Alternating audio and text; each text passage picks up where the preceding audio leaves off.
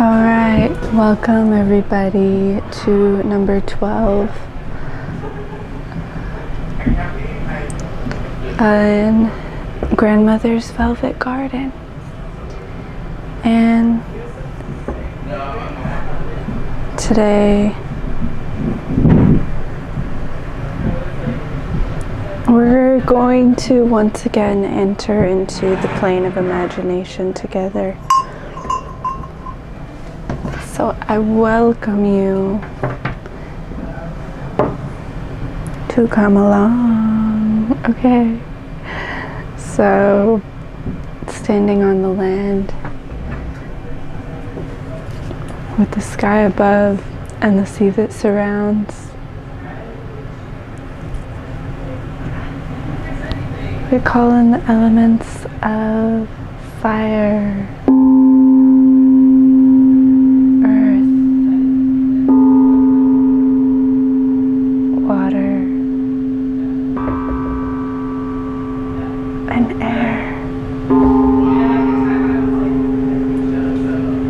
as we raise the imagination flag and begin our daily ritual sewing practice. Raised in the glass jar and the transparency. And so I'm going to be narrating as I sew and work with this mask and through hand stitches. And so anything that I say can be used as an analogy for anything that you're experiencing in your life, as a kind of passive and active divination system. Sewing is kind of like, in this plane of imagination, sewing is acting as the story. And then any associations with any of the movements or feelings, sensations, colors, textures of any of the materials, the characters as they come through, any of that can be used to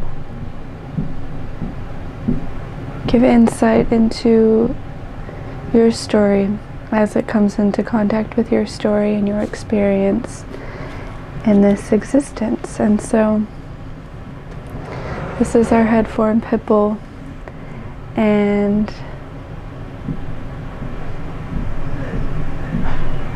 so we've developed this mask that's like 2 layers of silk.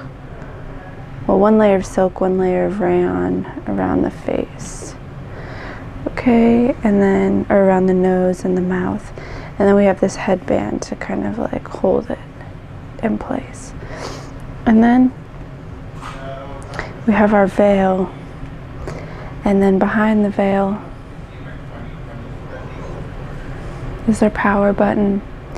Boop, boop, boop, boop, boop, where the source of power is generated from behind the veil of consciousness, of binary systems and thought, and in the realm of imagination, where all creativity emerges from through play.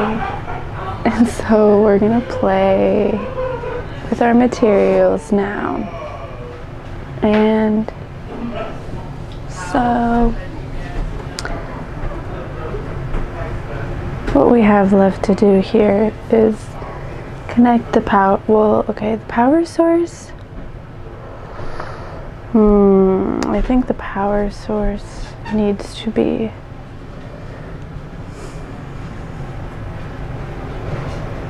connected to the headband. Maybe like dangling down from a piece here. Dangle the how is this going to fold? Because what if I want the seam to be centered? We're going to turn on our iron, let that heat up.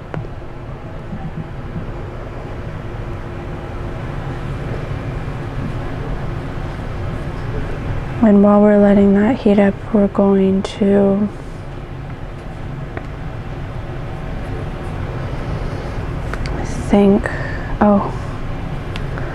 well, let's just put it back here to hold it up. And we're going to eventually attach this flower here to the headband. But before we do that, we're going to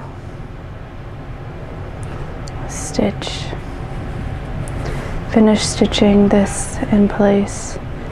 Yesterday we joined the two ends as they loop together and connect around. Loop, loop around. They loop around. They connect into each other. Okay, and just like that, we have taken it off, and now coming over to the iron, it gives us in this place of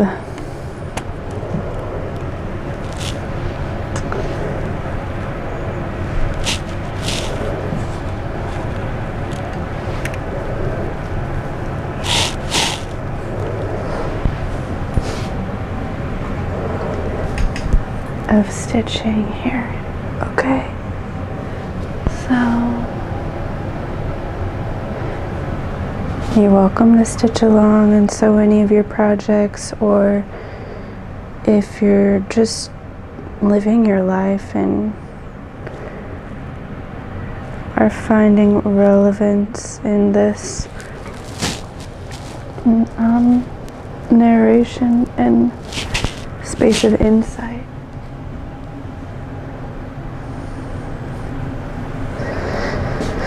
So I do want, so these are the ear parts, and then I want to make sure that I want it to be symmetrical, so to do that I'm going to fold this in half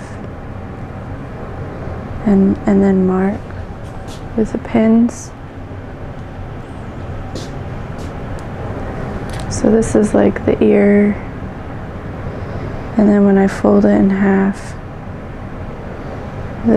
well, it's not quite symmetrical, but essentially like the circle bit and the ears are close to being symmetrical. And so I'm going to look at where I've pinned. There's like pins right here and right here, and they're also very close to one another, but just to give me a clear point to mark, a clear point of symmetry to mark these two where they join. That is where I will join these ear parts, join these ear cups. No, what are we going to call them? Ear, something that wraps around your ear and holds a mask onto your face. That's what this is. So maybe it's called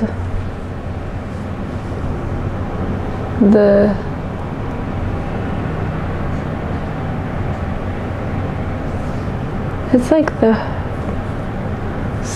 knob, the ear knob. It's like a hook, it's like an ear hook. Only it's not quite a hook because it's like gentle.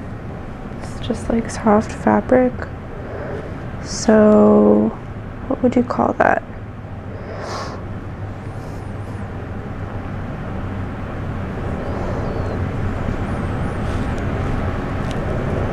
A handle, an ear handle, an ear handle, something to get a grip on what it is that you're hearing. Hearing.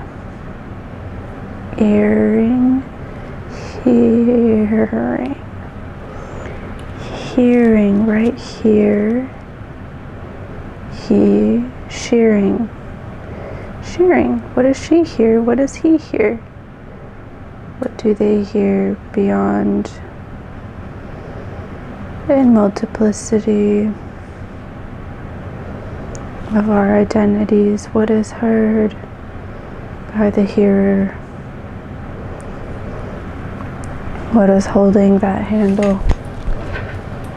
So I did the thing, if you've watched my videos before, where I anchor in the knot into the fabric, and then I leave these tails tucked inside some kind of binding or material, if there's something available, to give some tails to the knot. Because tails, when a knot has tails, it's a little stronger. And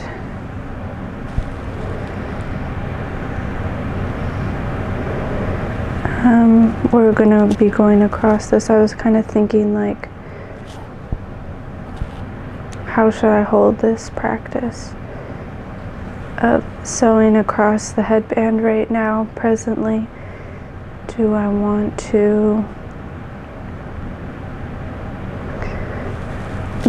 the stitches to be seen, or do I want them to be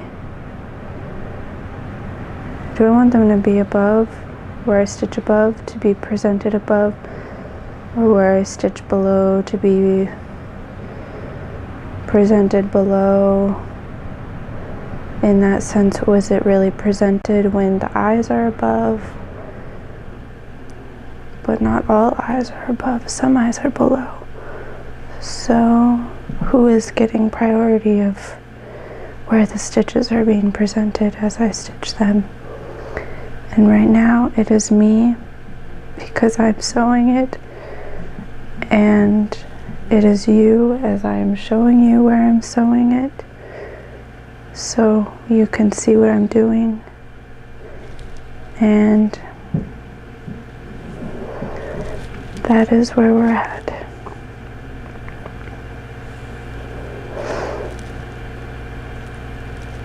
So, thinking of how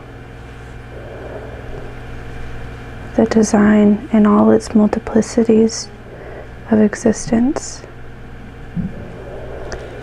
is the process of it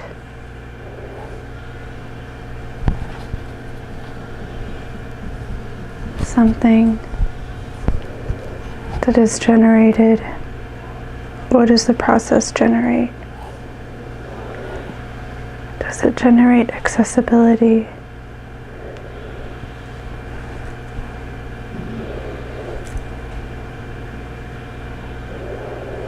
Does it generate?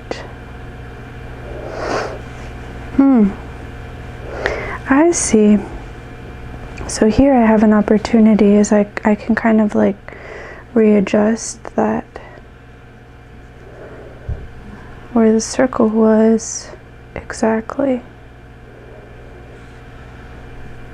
And exactly, I think it falls right on where the stitches are. So what is happening is I'm holding the binding like this. I'm holding it pinched together like this and doing a whip stitch around. And then when I lay it flat, it's gonna be like this. And from behind, it's gonna be like this. So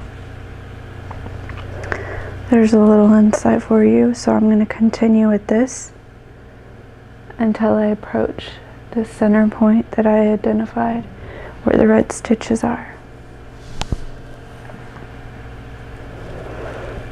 Because I want the circle to be at the center point. And whip stitching along thinking about how the process and accessibility of the process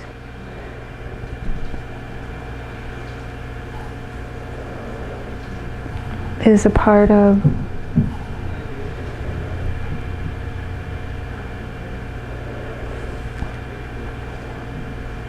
what we see. It is apparent. The process is apparent. When we see something, we can see. In seeing, we can also see what is hidden and kept out of sight.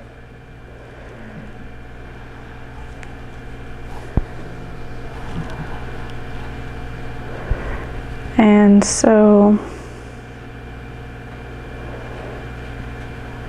when that can continue, the depth of that continues.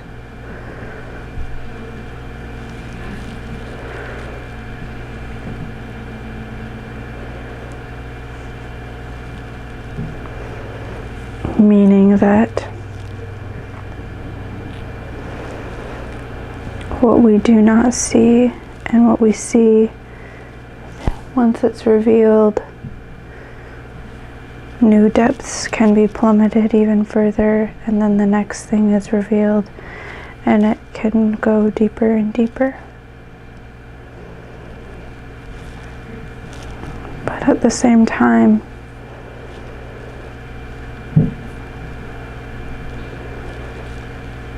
what is on the surface and what is apparent and what is above ground? What is the thing that we're holding up? The tower or the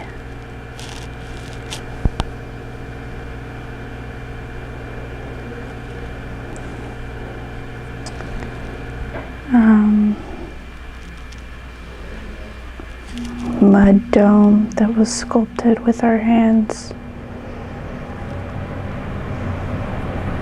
continuously. Something that is like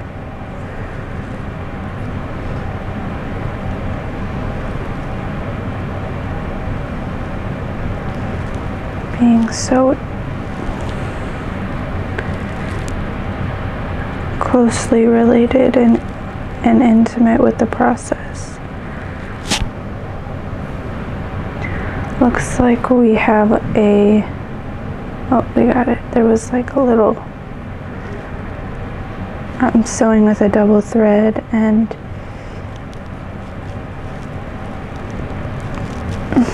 one of the thread keeps getting caught, so I wonder if it's because the thread is twisted.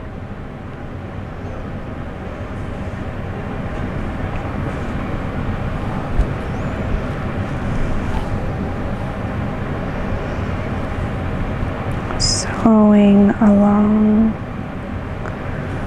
this band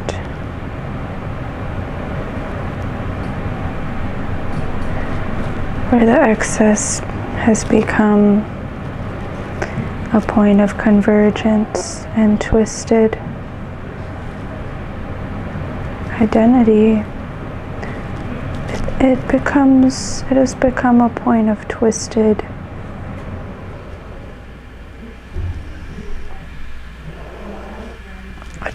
joining, creating a circle,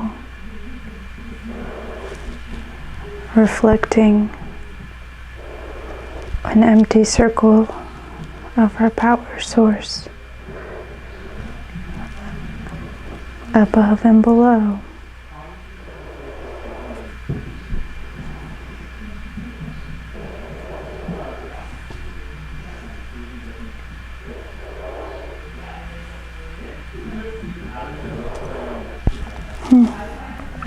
Okay, I just took that needle out, or that pin out. I think it came to here.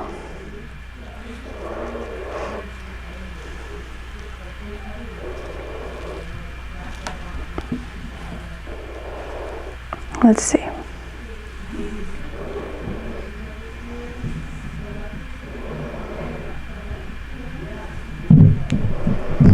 Okay, we have a couple more stitches to go.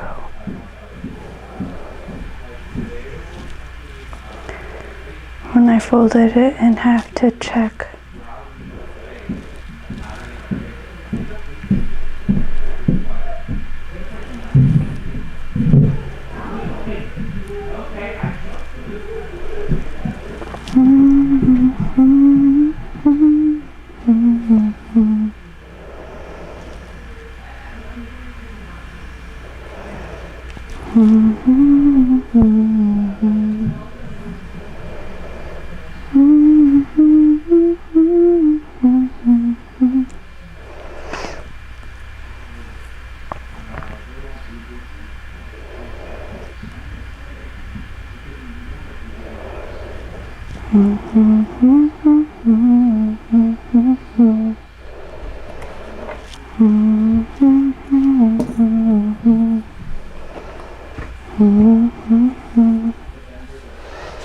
Okay, let's bring it back up.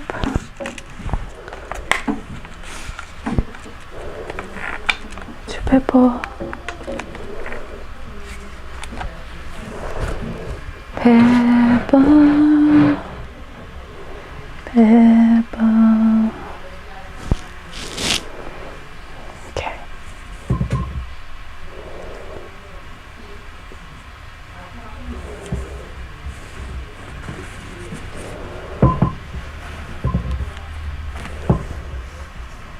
Okay.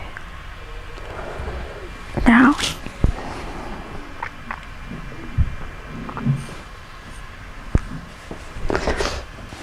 we have that there. And we have our flower to attach here. And we have our, ooh, I know, we're gonna tuck the ends of these bits in here. And then when we bring the power source, we're gonna press this bit.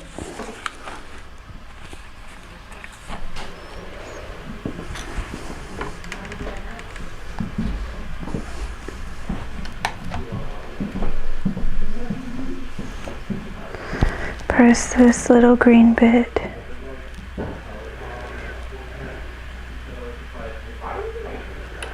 into being.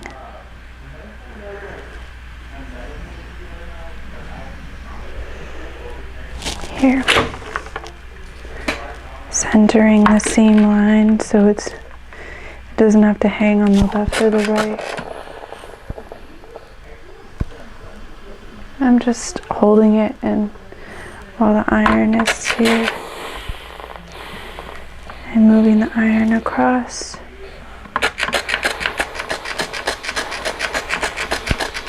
Steam.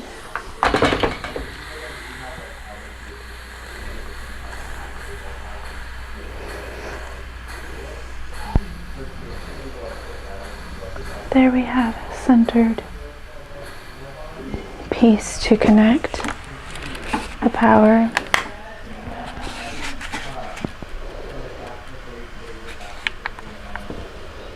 Like this.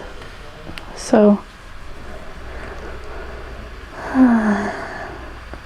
first we'll attach it to the headband and then we'll put the veil on here. We'll attach this piece to the headband, we'll attach the flower and the two arms on the flower in this space.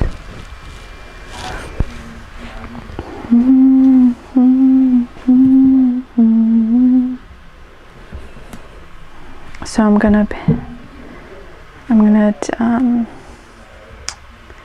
pin all these parts onto just the headband so it's not attached to Pipple, so that I can remove it Although I do know where all these parts are going, so I don't technically have to do this, but okay.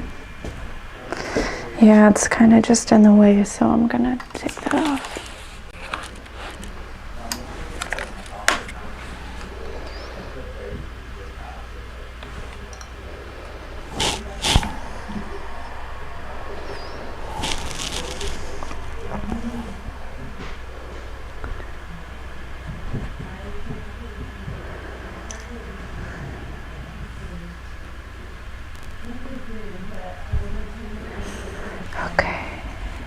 So, I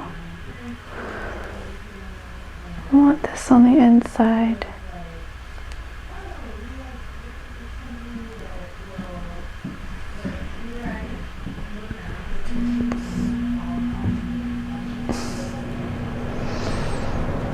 But before we attach it there,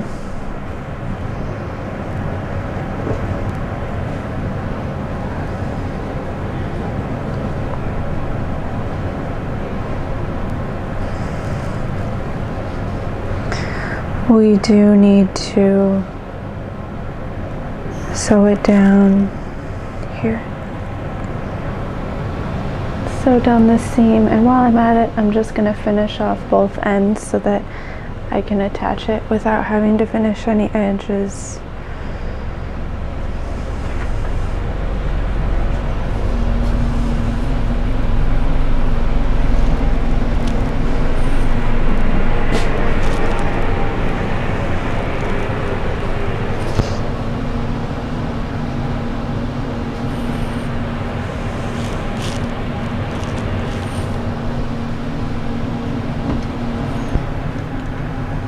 Finding a thread to use.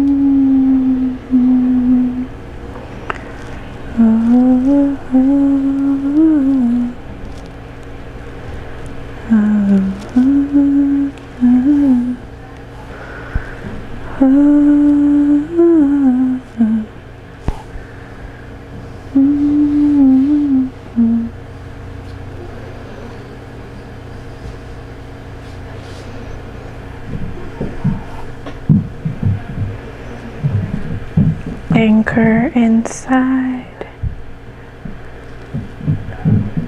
Anchor inside the seam. When I think of that as an action that I take, as an analogy, I'm thinking about, and like you can apply it however it makes sense to you, or I encourage that. And also, if you want to share in the comments, we'd love to hear about how any of these analogies are resonant or dissonant or relative to any of your experiences. So, hi Mauser.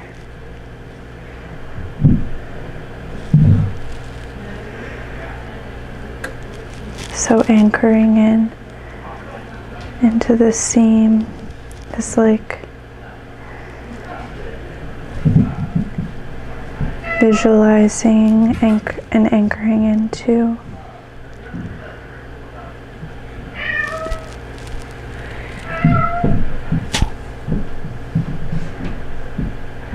the earth.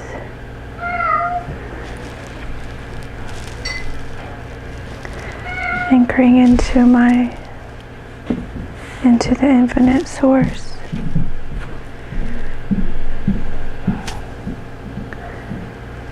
And now we're going to tuck these seams in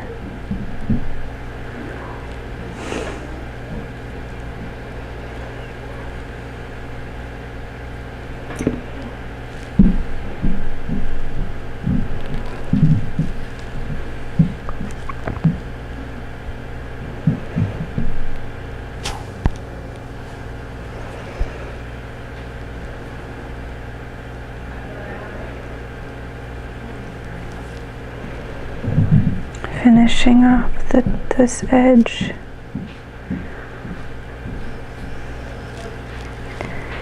And closing the edges from unraveling by joining an area where they are well, where they are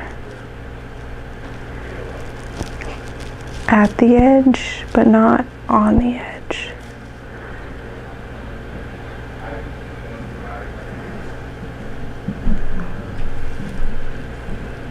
And holding that place.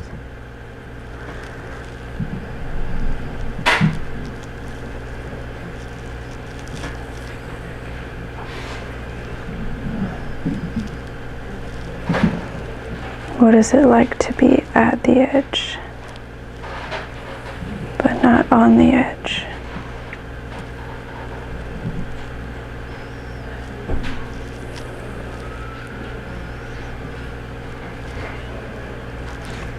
What is it like to be at the edge and anchored and centered within oneself? Is it like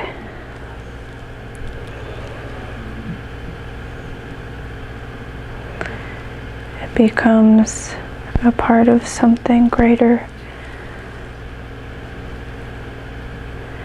Because there are so many different edges here.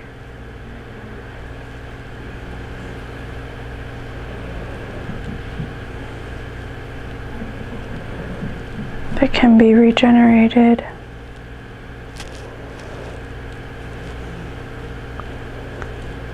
So long as the edges don't unravel. But even still, something can be regenerated, even if it goes to the edge, and even if it does unravel.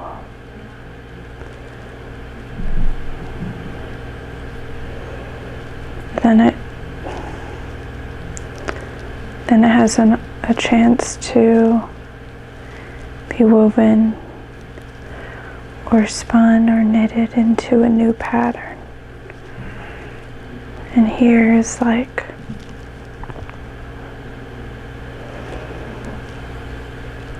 the original pattern is still intact. The knitting, the pattern of the knit, when this was first knit and worn as a tank top in grandmother's velvet garden, it still has that pattern. And here we're honoring that.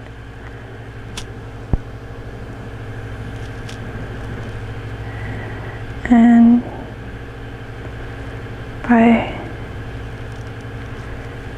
holding a space to acknowledge the patterns,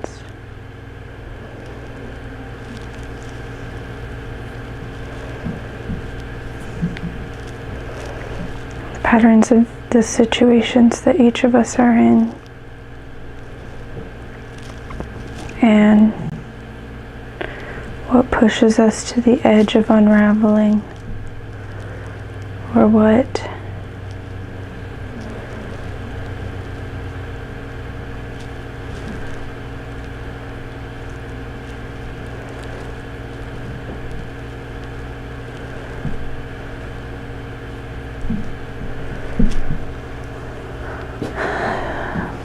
brings us to the place of reweaving.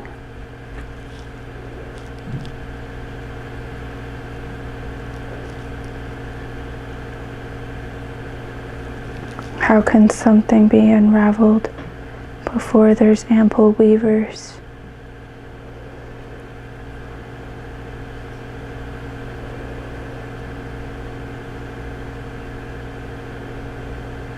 But who's to say what is ample?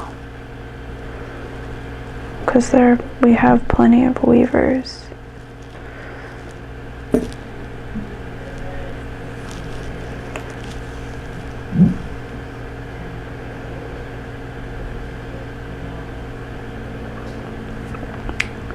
So, how are these in tandem? The unraveling and the weaving.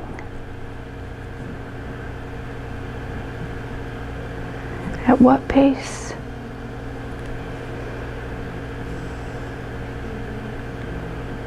Do they spin?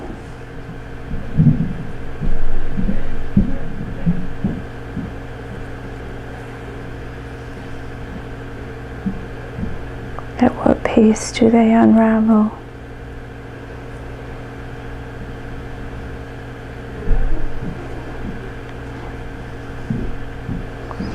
And now that we've finished these edges, we're going to anchor back into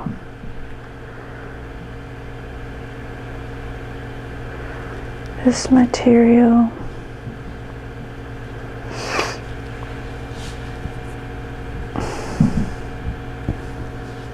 And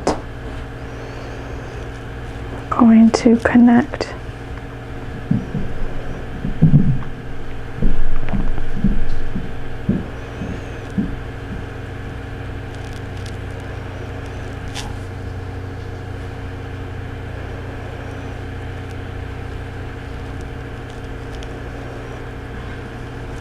to join it here like this.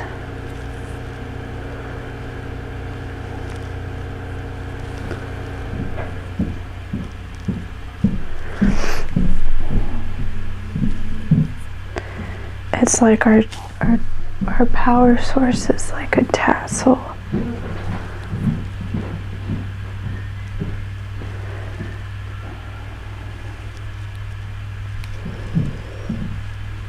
Something that dangles.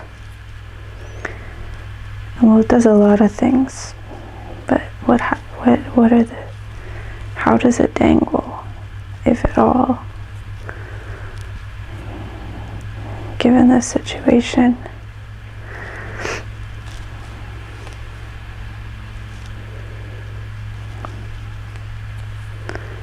Does it dangle? In this situation, it dangles off the forehead.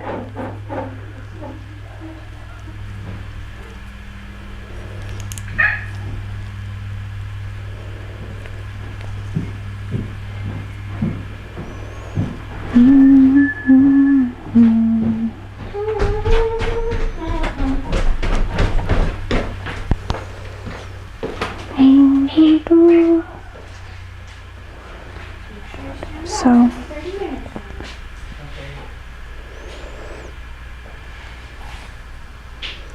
I'm going to feed the needle through here so that it comes out on the end.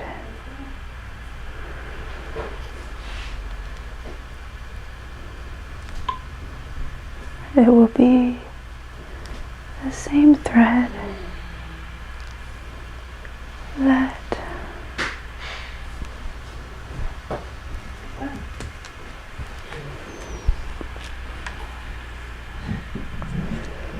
has enclosed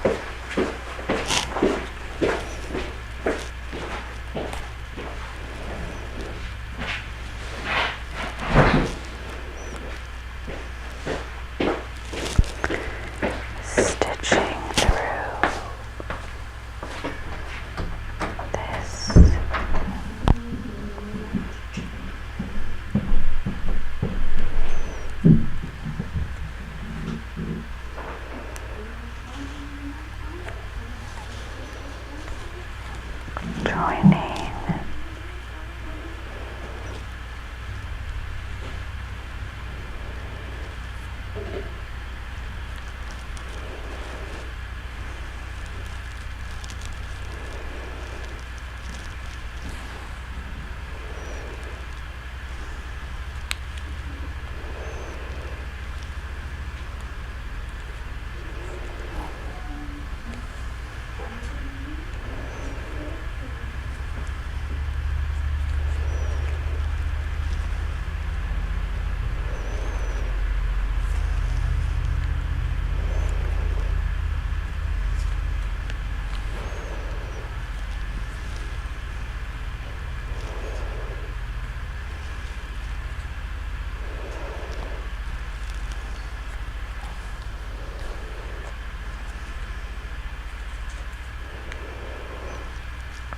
joining the power button to the forehead with this purple thread.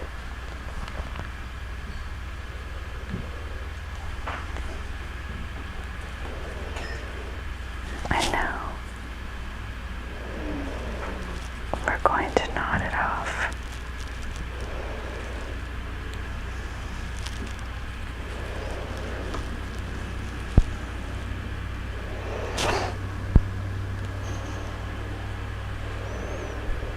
Making sure to loop around twice, catching both threads of the double thread.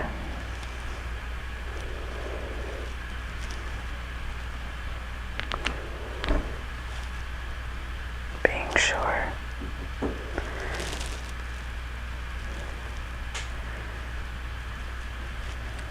to recognize this integration.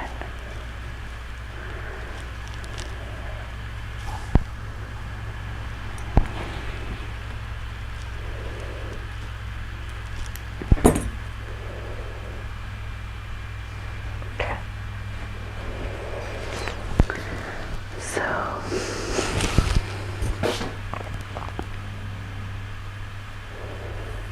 is this tangle going to flip around or not?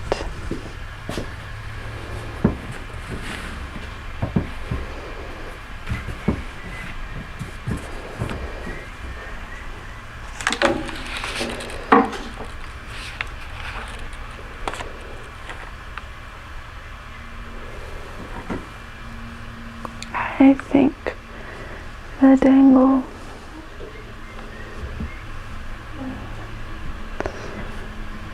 the dangle is gonna stay, especially when this is attached.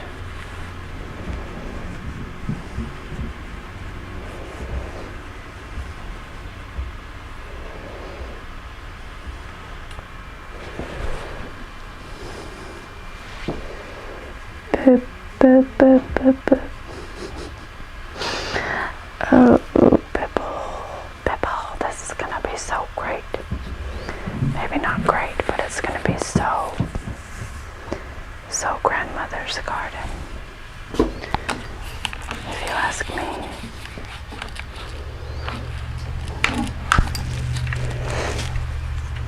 Grandmother's garden. Grandmother's garden.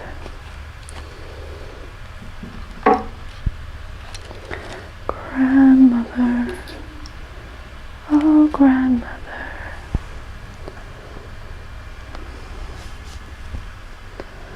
Oh, grandmother.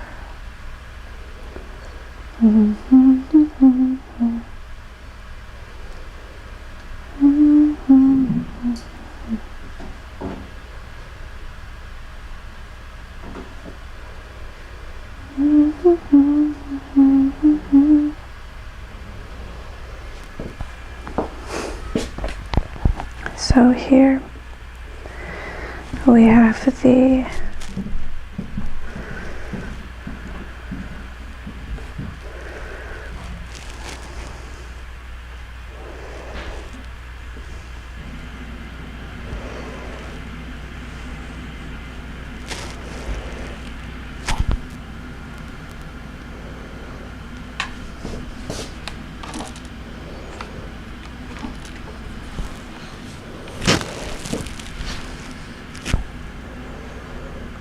we have these strands of what we bound. Are going to be tucked inside here, and the flower.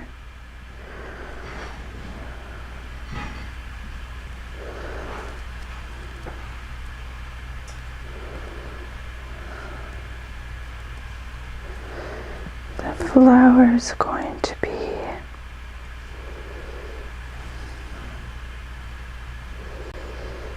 joined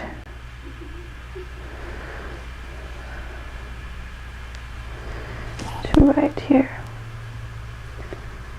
and right where they intersect and cross. So I've twisted up the tails so that they will be together underneath where the flower is joined.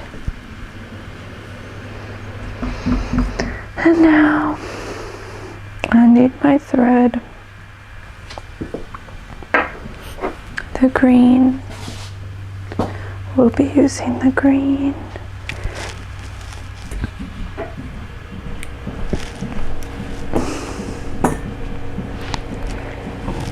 So in our lives, the thread can be seen as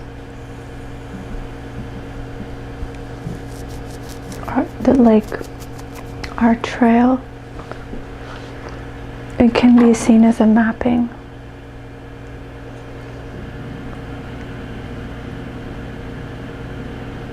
And the only way to really create a map is to live your life. There's nothing, it's not like I don't see it really as a pre-existing map. I see it as more of something that's like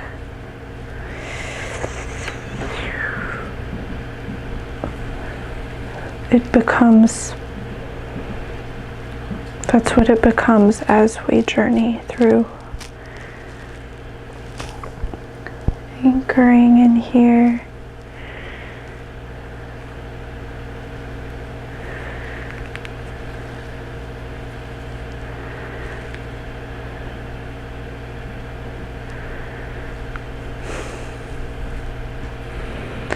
I'm going to do it twice.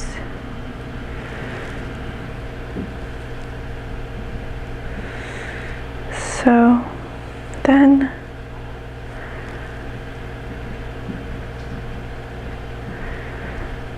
the map. So then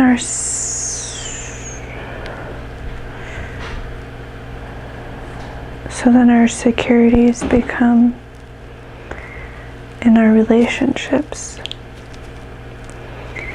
And then our relationships have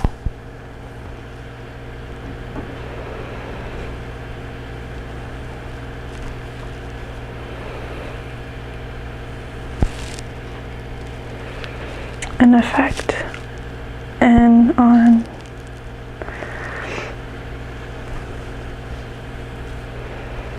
what we do. And so depending on that balance, the social balance of our relationships being contingent upon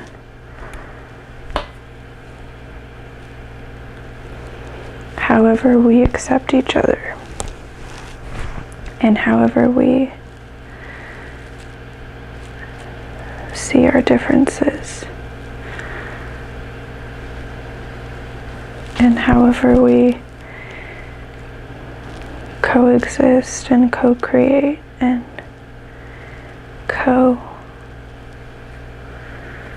co-cultivate.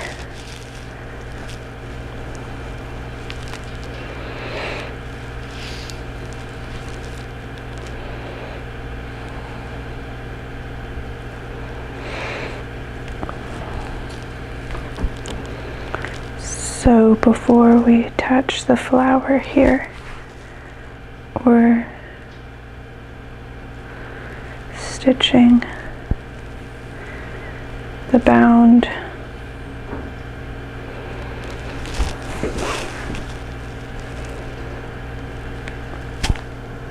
extensions. I'm going to cut the tails.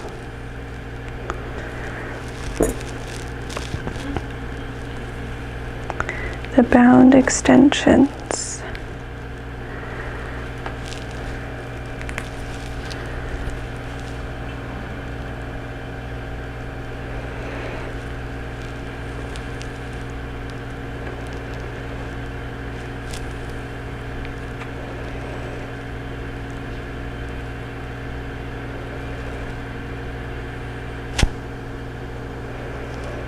Tucking them inside as we finish this, as we stitch the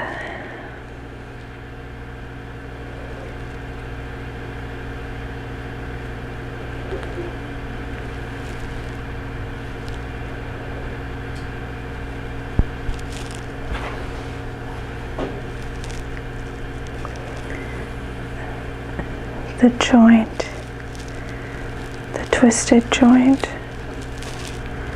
You stitch it down to be the twisted joint, to be held in that place of uncurling yet curling, because it is joined in a twist.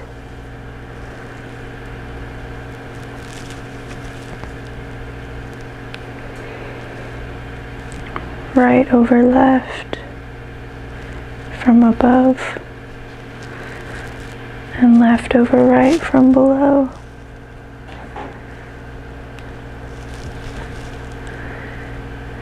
It is a good time to check the below, checking in on that there aren't any extensions sticking out of that.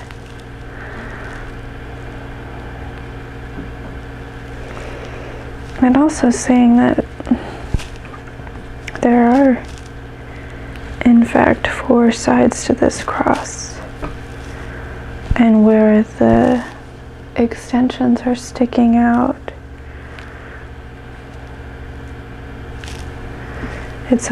I'm only securing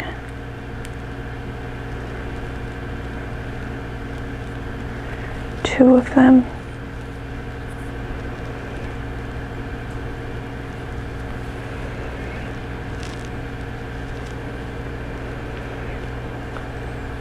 So I'm going to go around and do the other sides.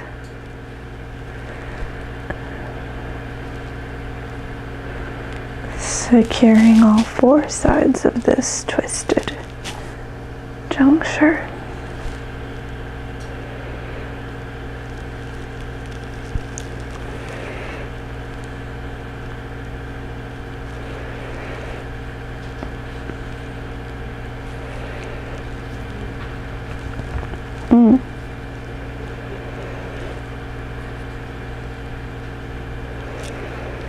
They could have wrapped around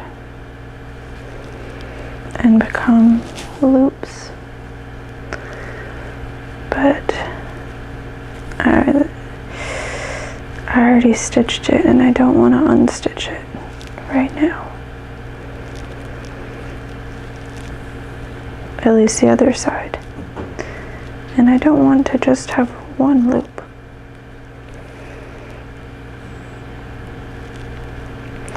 We're going to anchor here, even though after this we're going to move towards the center.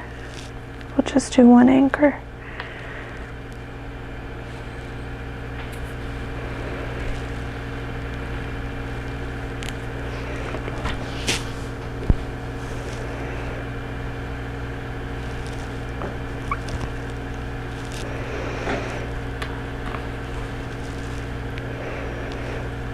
Placing this flower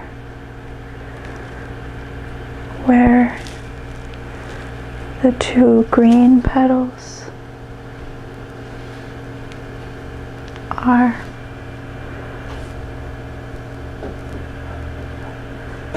in line with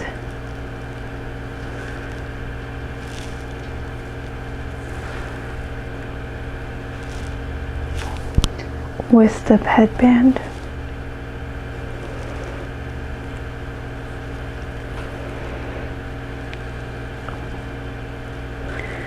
And the yellow petals are in line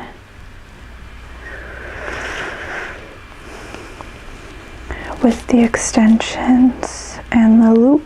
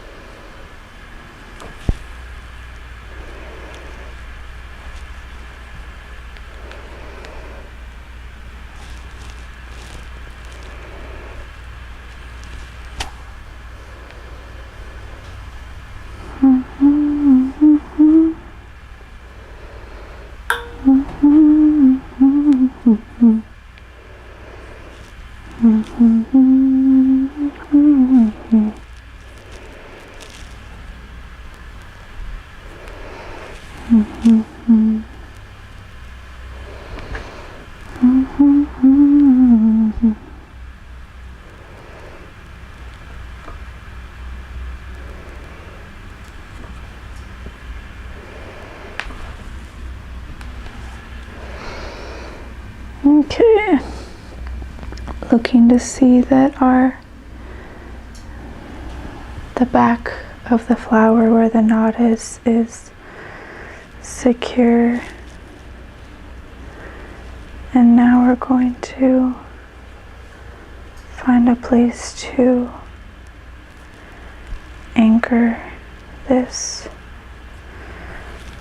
off. Tuck our tails and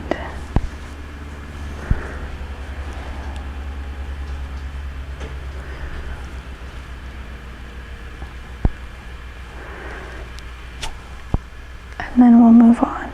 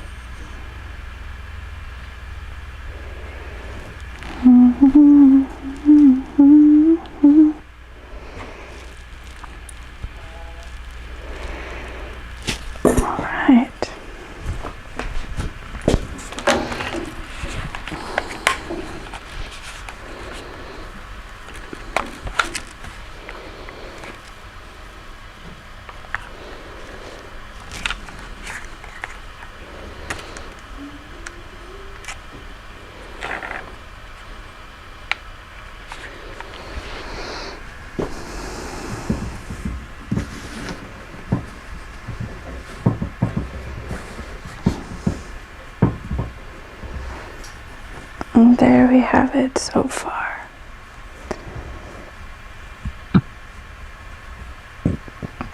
And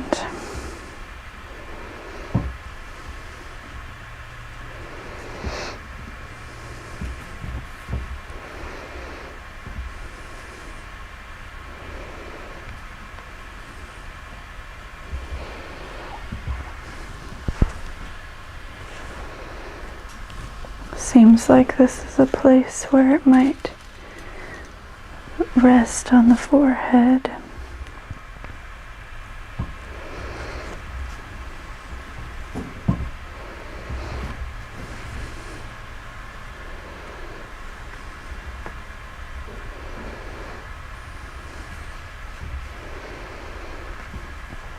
should be centered here.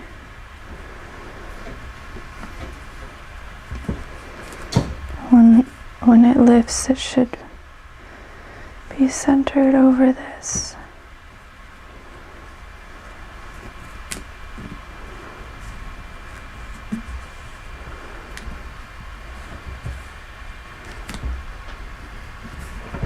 Bip, bip, bip, bip, bip, bip, bip, bip, bip. Okay. So here we have it so far.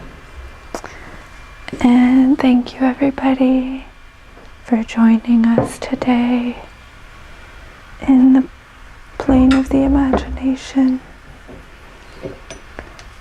We release this plane, the elements of fire,